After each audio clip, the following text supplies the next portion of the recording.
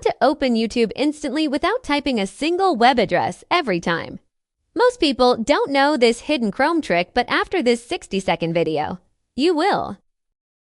First, launch Google Chrome on your laptop. In the Chrome address bar, type YouTube and go to the official site. Don't get distracted by ads. Make sure you're on the real YouTube. Look at the top right of your Chrome address bar. See that small icon that looks like a monitor with a downward arrow? Click it. That's the secret button most users ignore. A pop-up will appear asking if you want to install the app. Click Install. That's it. No complicated settings. No extra downloads. The YouTube app shortcut instantly appears on your Windows desktop and taskbar. One click and you're watching videos.